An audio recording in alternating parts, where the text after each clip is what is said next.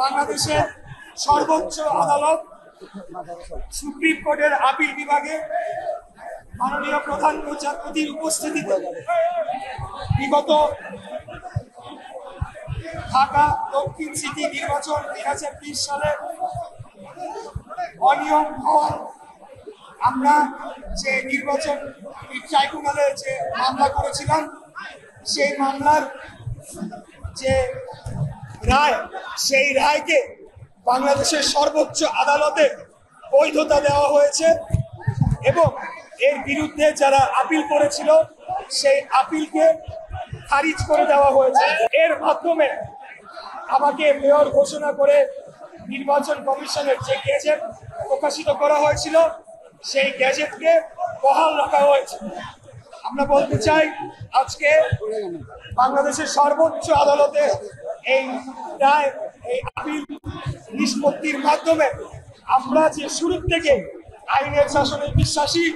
আইনের প্রতি শ্রদ্ধাশীল এবং বাংলাদেশের আইনের শাসনকে সম্পূর্ণ শ্রদ্ধা করে শ্রদ্ধা রেখে আমরা যে মামলা করেছিলাম আদালতের প্রতি পূর্ণ আস্থা রেখেছিলাম সেটি আবারও প্রমাণিত হয়েছে যে বাংলাদেশ জাতীয়তাবাদী দল বিএনপি এবং এর সর্বস্তরের আইনের প্রতি শ্রদ্ধাশীল এবং এর মাধ্যমে এও প্রমাণিত হয়েছে যে বর্তমান অন্তর্বর্তীকালীন সরকারের কতিপয় উপদেষ্টা তারা আমার প্রতি বৈষম্যমূলক আচরণ করেছে এবং এখন যে কোনো ব্র্যান্ডের পুরাতন এসি বদলে নতুন ওয়ালটন এসিতে উপভোগ করুন 25% ছাড়। বিচার ব্যবস্থা এবং প্রশাসনের হস্তক্ষেপের মাধ্যমে আমাকে যে মেয়র নির্বাচন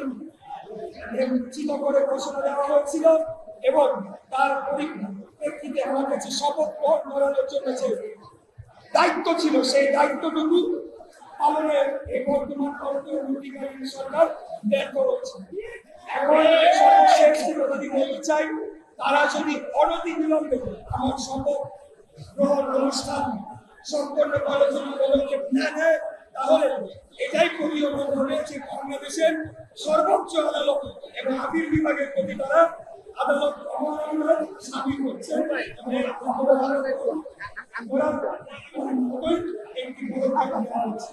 অতএব আমি অন্তর্বর্তীকালীন সরকারের সকল পর্যায়ে যারা সেটার প্রতি সংযুক্ত তাদেরকে শেষবারের মতো আহ্বান জানাবো, আপনারা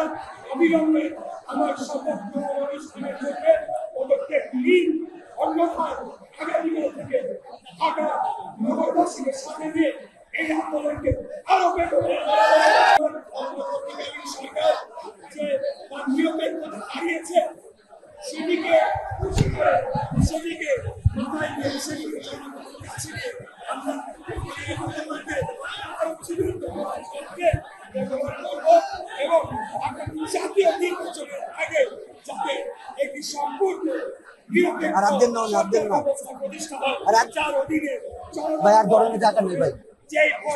তাদের মাধ্যমে জনগণের নির্বাচিত সরকার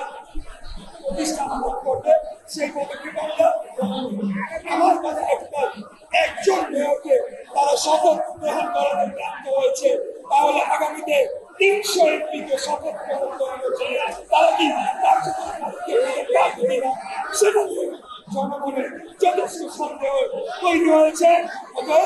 অন্তর্বর্তীকালীন সরকারকে শেষ সুযোগ দেওয়া হচ্ছে, আপনারা আপনাদের নিজেদেরকে সংশোধন করুন এবং আদালতের জনগণের কার্যকরী করুন।